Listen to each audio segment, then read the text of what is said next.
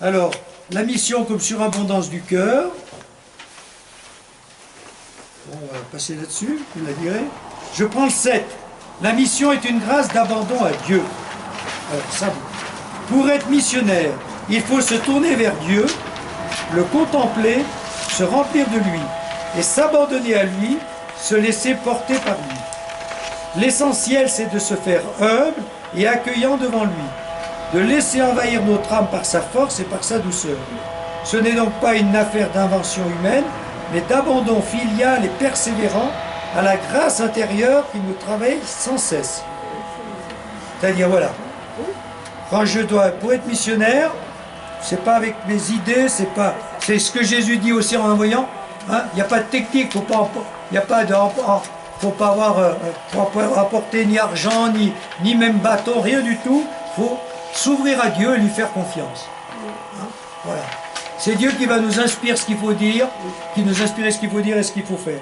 Et puis, aussi, faire confiance pour que Dieu travaille dans le cœur de celui ou de ceux à qui on s'adresse. Nous, on est extérieur, Dieu est à l'intérieur. Donc, nous, on essaye par la parole et l'exemple de parler de notre foi, de nos valeurs, de parler de la foi qui éclaire les valeurs et qui en est la source. Puis après, on dit, maintenant, à la grâce de Dieu. Hein. Voilà. Ça me fait penser à Sainte Bernadette. Comment? Ça me fait penser à Sainte Bernadette. Oui. J'ai dit, je vous dis, mais maintenant... Voilà, je vous dis, puis après maintenant, voilà. Donc, laissez Dieu nous... C'est-à-dire que la mission, c'est pas... Oui, c'est s'ouvrir à Dieu, puis aimer Dieu, montrer qu'on l'aime, puis en même temps, dire à Dieu, maintenant, à toi de faire le reste. Moi, je fais ce que je peux, à toi de faire le reste. Même pour vos enfants, vos petits-enfants, hein, qui ne croient pas, ou vos belles-filles, vos beaux... Voilà. Oui, on laisse Dieu faire son œuvre. La mission, c'est ça. Mais ça suppose quand même qu'il y ait un pas de notre part quand même. Parce que, non, mais parce que moi j'ai des fois vu des gens qui sont dans la précarité, Dieu pourvoira, mon œil, aide-toi, ça t'aidera quand même. Hein. C'est aussi fait quand même, cherche, active-toi quand même pour retrouver du travail, ça va pas tomber tout cuit quoi. Faut pas non plus être... c'est ce qu'il a dit aussi en disant que la mission était religieuse, civique et sociale, dans le 2. Hein, c'est-à-dire que la mission, c'est aussi c'est aider la personne à s'en sortir humainement. C'est pas simplement lui annoncer Jésus-Christ, ça va ensemble. Tu peux pas être chrétien sans être humain, sans être humainement. Voilà. Donc il ne faut pas dissocier les choses. Après ensuite, qu'est-ce qu'on peut dire pour... on a encore combien de temps là, pendant la pause de 5h15, 5h? Voilà. Bon, on a déjà dit les choses, je regarde, voilà, c'est une grâce d'abandon.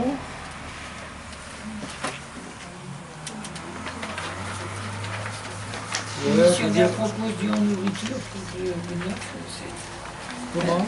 La déception, le 9, là. La grande déception du missionnaire, ne pas arriver à donner Dieu à ceux qui... Ah oui, on va lire ça. Le missionnaire propose Dieu en nourriture. La plus grande déception du missionnaire, ne pas arriver à donner Dieu à ceux qu'il veut évangéliser. Oui, ça faut quand même. En rester aux valeurs humaines, à la fois humaniste, mais on ne peut pas aller plus loin. L'apôtre était parti joyeusement porteur de la bonne nouvelle. Et voici qu'après avoir fourni ce long effort, au moment où il parvient à pied d'œuvre où le contact est rétabli, donc le contact, hein, il se découvre soudain les mains vides. Le message s'est obscurci, le trésor a été dissipé, il a laissé fuir le trésor divin, il ne lui reste plus qu'offrandes humaines.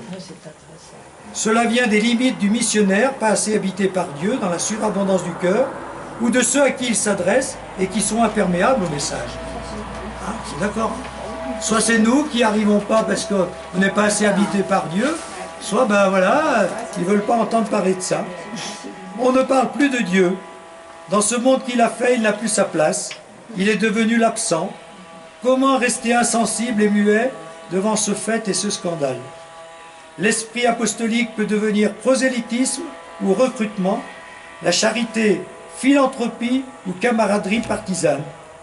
L'espérance peut n'être que confiance en la possibilité infinie du progrès. La foi en l'homme découronne de ce qui fait sa plus authentique noblesse, son incapacité à s'achever sans se dépasser lui-même et accueillir plus grand que soi. Et pourtant l'homme ne se rassasie pas seulement de pain, ni de bien-être, ni de dévouement, ni de tendresse humaine, de quelque nom qu'il le désigne, il est affamé de Dieu. Voilà. Donc c'est bien d'annoncer tout ça, de parler de tout ça, de le bien-être, de pain et tout, mais bien, il y a une faim de Dieu en tout homme, même s'il ne le sait pas. Et l'idéal, c'est d'arriver à ça. Il y a des moments où on n'y arrive pas. Donc, soit parce que c'est nos limites, soit parce que c'est pas encore le bon moment pour la personne à qui on s'adresse. Mais il ne faut pas désespérer. Hein. Parce que la mission, c'est faire confiance à Dieu. Et puis, après, ben, on peut au moins le prier. Quand on n'arrive pas par rapport à ceux qu'on voudrait évangéliser ou avec qui on aimerait parler de Dieu, on n'y arrive pas. Ben, on peut au moins prier pour eux. Il faut y croire à la prière. La moisson est abondante, les ouvriers peu nombreux. Priez le maître de la moisson, c'est l'évangile d'aujourd'hui. Donc il y a la prière. Le missionnaire évangélise un monde en devenir. Évangéliser aujourd'hui, cela ne veut pas seulement dire prêcher à haute voix l'évangile sur une place publique. Ah ben voilà, on y arrive. Hein. Cela veut dire assumer dans le Christ cette civilisation qui se prépare si vite, baptiser les structures nouvelles. Il faut baptiser l'intelligence artificielle. Je ne sais pas si moi je vais y arriver. Hein. Je ne me sens pas bien capable. La tâche de l'Église n'est pas de conserver le monde tel qu'il est, même s'il est devenu chrétien, mais de conserver chrétien, mais de le conserver chrétien tel qu'il ne cesse jamais de devenir autre. Être chrétien, c'est accepter d'entrer dans un constant appel et transformant le monde et l'homme. C'est français ça? C'est accepter d'entrer dans un constant appel. Je ne sais pas s'il n'y a pas une faute là. Bon. C'est-à-dire, on voit bien, hein, il faut... Alors ça, c'est le problème des traditionalistes. Hein. Évangéliser, c'est pas enfermer le christianisme dans une époque donnée, avec un style donné, une liturgie donnée. C'est sans cesse s'adapter au monde qui évolue. Hein. Voilà. Il y a eu un très bel article dans la Quand c'est qu'il y avait un article? il y a 2 jours. C'était avant, j'ai pas lu la croix ces 2 jours. Il y en a moins 7 ou 8 catégories aussi, les traditionnalistes. Hein? Bah oui. Il y en a plein. Hein. Oui, oui. Et dans le débat, là, je ne sais pas quand est-ce que vous avez écrit la phrase, mais elle est très actuelle. Quel changement du monde, quelle grande transformation du monde mériterait d'être évangélisé aujourd'hui? Ah bah oui. Où tout va de plus en plus vite. Parce qu'on est dans La bonne question. Dans le monde tel qu'il évolue et dans les transformations actuelles, qu'est-ce qui mériterait d'être évangélisé? Qu'est-ce que vous en dites de ça? Il y a tous ces outils. L'intelligence artificielle, oui. C'est ce qu'il dit. Qu'est-ce qu'il y a encore d'autre? C'est le monde de la technologie. Le monde de la technologie. On va Oui. reconstruire un monde. Ça va consommer toutes Et les... évangéliser les réseaux sociaux. Bah, il y en a pas Il y en mal. a qui essayent. Il y en a Hein. pas mal quand même par YouTube. Il y a pas mal, hein, même des prêtres qui sont là-dedans. Hein. Ouais. Il y a des réseaux chrétiens qui font Ouais, ils sont pas mal, des ouais. merveilles. Hein. Des réseaux sociaux. Évangéliser la musique aussi. Glorieuse et compagnie. Évangéliser le sport, on essaye. Ils ont commencé avec le travail de millions. Hein? Ils ont commencé avec le travail de millions. Ah bah oui, alors tiens, je voulais en parler, oui. Là, c'est la première fois dans le diocèse que je vois ça. Des jeunes qui ont organisé à Mian un trail. Ils ont appelé ça le sacré trail, pour dire qu'il y avait une dimension sacrée. Alors j'avais jamais vu ça, parce que c'est pas ma génération ça, mais... Ils étaient très jeunes, hein, entre 20 et 30 ans max à peu près. Comment? Entre 20 et 30 ans à peu près. Oui, oui. Et le Donc, fils idéal, il a 19 ans. moi j'y suis allé, donc ils voulaient... Parce que... Alors, ils ont organisé ça pour que... Alors ça, ben voilà, un bon exemple de ce qui se passe actuellement avec les plus jeunes chrétiens. Eux, ils veulent qu'on annonce plus explicitement. Alors voilà, donc il y avait ce sacré trail. Alors, toutes les courses, bénédiction avant la course. Et bénir, fallait dire un peu, parce que moi qui l'ai fait, l'évêque devait venir, puis il est allé faire une sépulture, ou alors on n'a pas voulu venir, je ne sais pas pourquoi. Enfin bref, c'est moi qui étais chargé de ça. Donc, puis moi j'ai fait le petit 5 trail. Là. km sauf qu'elle fait le double. Je me suis trompé, mais enfin bon, il s'est balisé, je suis allé jusqu'à un promo. J'ai dit, moi, s'il y a dû avoir une erreur. Et puis, ceux qui devaient aiguiller, ils ne savaient pas. Genre, non, il faut passer bon ce pas. Bon, j'ai fait double, mais bon. Donc ça, c'est un Le autre parcours problème. des jeunes. Mais il y avait donc, et puis nous donner une intention de prière au début. Et il y avait à la salle Garonne, temps d'adoration. Tu te rends compte de compétition. Ah ouais. Avec, après, donc les courses, bénédiction, prière, enfin tout ça, adoration. Et après, ils ont voulu qu'il y ait un débat. Donc je fais, on a mis le sport et la foi. Pour la énième fois que j'ai fait ça. Donc, et après, l'après-midi, moi je suis parti à midi et demi. Après, il y avait encore autre chose, il y avait de la musique, des chants. Moi, je suis parti aussi. Donc ils ont organisé une course avec explicitement une annonce de la foi et des temps de prière. Il y avait combien 150? Vous devez être à peu près 150. Ça va grossir. Mais ça va, oui. Mais ça va être curieux de savoir si ça va toucher des gens qui, justement, cherchent ça sans trop le savoir et ne trouvent pas ça dans... Il y a peut-être des cartes à jouer parce que maintenant c'est compétition, hein, c'est performance, c'est le temps qui compte, c'est pas ce que tu vis, c'est... Alors est-ce que... C'est même pas la nature. Et parfois, c'est même pas la nature. C'est même pas la nature, ouais. Mais c'est triste. Hein. Ouais. Et le monde du foot, là, dans tout ça. Il y a le monde du foot, hein. Il y a de plus en plus des pèlerinages des jeunes papas, etc. Dans le Beaujolais, ils ont fait ce week-end des jeunes pères de famille, enfin jeunes ou moins jeunes. Ils ont fait dans le Beaujolais tous les grands coteaux, là, Morgon. Ouais. C'est sympathique parce que c'est peut-être une ouverture pour inviter des gens qui ne sont pas... C'est-à-dire qu'on rejoint ce phénomène dans les plus jeunes générations d'une annonce explicite de la foi. Et on ne dit pas, on dit voilà, nous on est chrétiens, voilà ce qu'on va vivre et si vous voulez, vous venez avec nous. Ils le disent peut-être différemment, ils disent tiens je fais un truc, le Pélé des pères de famille, on se balade dans le Beaujolais, est-ce que tu veux venir? Il y a des gens qui sont un peu à la recherche d'amitié, Mais ils sont peut-être aussi à la recherche d'une certaine vie spirituelle. Même s'ils ne sont pas encore chrétiens, ça rejoint ça, mais c'est... Donc il y a des choses qui se passent actuellement, c'est ça. Il faut y être attentif et voir comment on peut se situer avec quand même cette idée que déjà du temps du cardinal Renard, c'est que n'évangélisons pas sans lien avec la vie telle qu'elle est. Annoncer l'évangile, c'est l'incarner. Il ne faut pas annoncer l'évangile, venons prier Jésus-Christ et le chanter, le célébrer.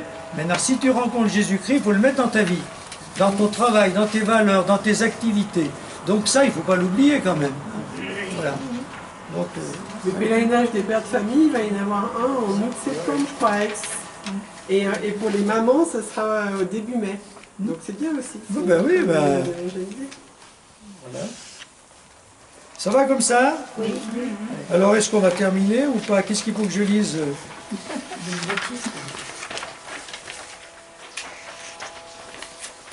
Bon. Les questions, juste les questions. Le débat. Être missionnaire dans la faiblesse. Dans l'inquiétude. À quelle page? Être missionnaire dans la faiblesse. Bon, on va prendre le 13. Vous avez l'heure là? Les 6, 7. Oui. Bon, on va pour 5 minutes. Le prêtre missionnaire dans la faiblesse. Être prêtre, cela ne consiste ni à copier servilement des formes valables de jadis. Et c'est, oui, déjà, dans les années 40, il disait ça. Hein. C'est moderne. Hein. Voilà. Ni à innover par principe, mais à traduire le message en termes contemporains. Le prêtre doit s'adapter. Le plus haut message que transmet le prêtre, c'est sa vie qu'il donne. Il porte en lui les contraires. Il concilie au prix de sa vie la fidélité à Dieu et la fidélité à l'homme. Il a l'air pauvre et sans force, et de fait, il n'a rien de plus faible qu'un prêtre. Il n'a en main ni les moyens politiques, ni les ressources financières, ni la force des armes. Sa force à lui, c'est d'être désarmé et de pouvoir tout en celui qui le fortifie. Alors, ce qu'il faut quand même reconnaître, c'est que c'est le prêtre. Hein. Il n'y avait pas encore dans les années 40, hein, tout ce qu'on peut dire des laïcs aujourd'hui que vous êtes, qui essayent d'être missionnaires, mais ça, on l'adapte, hein, c'est la même chose, hein. On connaît notre faiblesse. Hein. Le sacerdoce a été inventé par l'amour, il est l'amour même, la trouvaille dernière du Seigneur. Avec l'amour, tout s'éclaire dans le prêtre. Son don sans retour est le secret de son rôle ici-bas. Dans ses fonctions sacrées, tout se fond dans l'amour. C'est lui qui fait l'unité du prêtre, c'est lui qui fait sa force, c'est avec ce levier qu'il soulève le monde. Bon, ben, voilà. Bon, avec l'amour et la faiblesse. Être témoin, c'est faire mystère. Être témoin, ce n'est pas faire de la propagande, ni même faire choc, c'est faire mystère, beaucoup moins pour convaincre que pour faire signe. Le prêtre est par excellence le témoin mystère, par sa double appartenance, son double appel, il est l'homme de Dieu et l'homme des hommes. Ça rejoint des choses qui ont été dites. Hein. Voilà, la vie humaine et la vie chrétienne.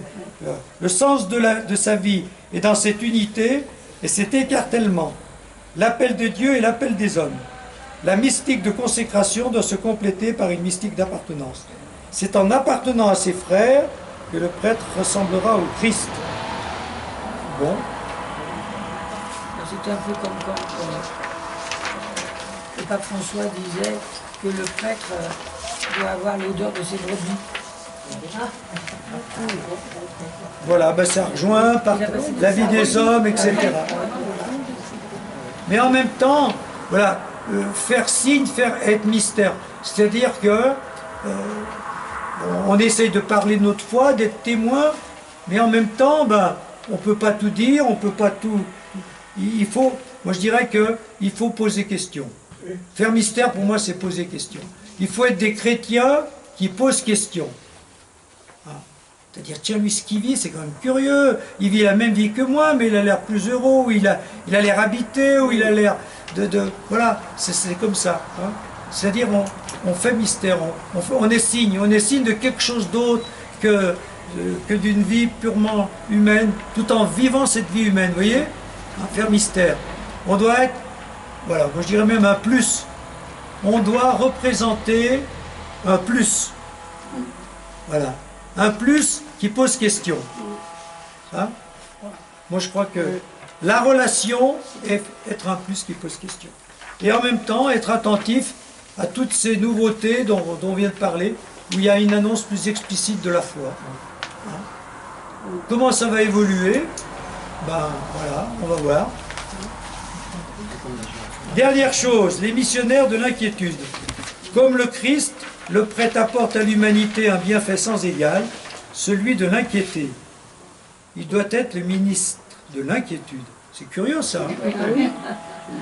Le dispensateur d'une soif et d'une faim nouvelle. L'inquiétude que doit semer le prêtre, c'est cette crainte de Dieu, ce tourment de l'infini. Sa façon à lui d'être un bon citoyen, c'est d'être dans l'obéissance la plus sincère à l'autorité légitime, l'Éternel insatisfait. Non pas pour troubler la paix sociale, mais pour en préparer à chaque moment la réalisation la plus haute. Et dès lors, on peut dire sans contradiction, sa manière de semer l'ordre, c'est de le remettre en cause. Sa façon propre d'obéir aux lois des hommes, c'est d'en appeler sans cesse à la loi de Dieu. Voilà. Inquiéter, ça veut dire ne te satisfais pas de ce que tu vis. Il y a autre chose que tu il y a autre chose que tu rates peut-être, voilà. Tu rates peut-être l'essentiel. C'est ça l'inquiétude. C'est-à-dire, c'est ça aussi poser question. Hein, voilà. Parce que parfois on a l'impression qu'il y a beaucoup de gens qui sont heureux sans Dieu. Ils me disent, j'ai pas besoin de Dieu, je suis heureux comme ça. Il faut montrer qu'ils se trompent. Tu es heureux sans Dieu, mais tu ne sais pas ce que tu rates. Parce que le bonheur que Dieu te donne, c'est autre chose que ton bonheur humain. Hein, voilà. De profiter de la vie comme tu en profites. Donc c'est en ce sens qu'il y a être le ministre de l'inquiétude. Voilà. C'est Marion Muller-Collard qui dit, en théologie, il dit l'intranquillité. Ah oui, j'ai entendu ça. J'ai cherché le mot. L'intranquillité. Et je trouve que c'est assez juste, je trouve. Oui. Mais si l'on doit inquiéter, on ne doit pas être inquiet. Ben voilà. C'est ça.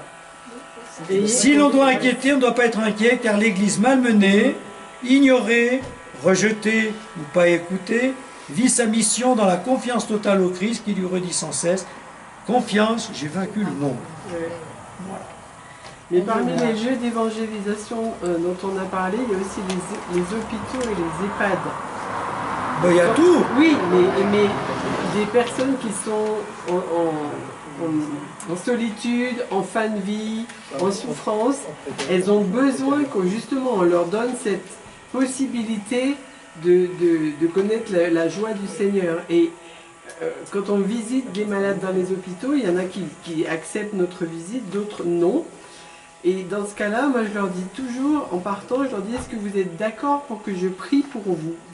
Et là, il y a des visages qui sont bouleversés parce qu'ils se disent quoi? Elle ne me connaît pas et elle va prier pour moi. Donc c'est des manières d'ouvrir aussi sur l'évangile, sur l'évangélisation. Ben là, c'est un bon exemple aussi.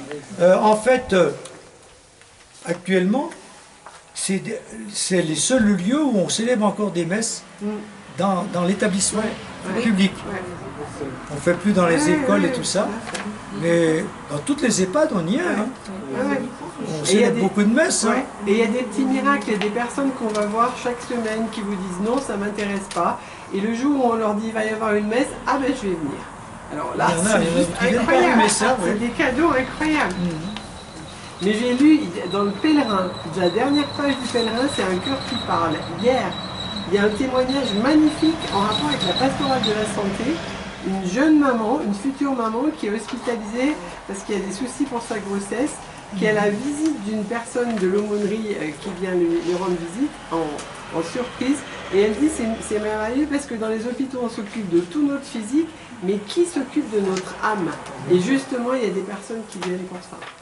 Voilà. Donc, je conclus. Donc, la mission aujourd'hui, plus que jamais, il faut la vivre. Et donc, on voit bien qu'il y a, dans le sens de ce que le cardinal a dit, et que ma génération a vécu avec l'Action catholique, etc., être présent, créer la relation, discuter, échanger. On a eu le bon exemple de Brigitte tout à l'heure. Bon, mais parallèlement à tout ça, eh bien, il y a des nouveautés, comme ce qu'on vient de dire, avec une évangélisation plus explicite, plus identitaire, avec des expériences comme ça. Il faut être attentif à ça, en se demandant comment évoluer pour que, eh bien, le problème, c'est que quand même, ça on ne l'a pas dit, mais il ne faut pas qu'on crée une église communautariste. Il faut qu'on reste une église ouverte. C'est-à-dire qu'il ne faut pas que les chrétiens s'enferment entre eux, on est bien entre nous, puis on invite d'autres à venir. Il faut quand même se dire, tant mieux si on est bien entre nous, mais il faut aller vers les autres. Et donc aller vers les autres pour vivre leur vie, et à travers cette vie, comme le cardinal Suard le demande, comme les prêtres oubliés, bon, l'expérience n'a pas été toujours une réussite, mais en partageant la vie des hommes, de ce qui fait leur vie, eh ben, on essaye de créer la relation humaine, de parler de leurs valeurs et de voir dans leurs valeurs des germes de résurrection, c'est-à-dire la présence même du Christ, dont on peut parler quand le moment est favorable. Ça va comme ça? Oui, merci.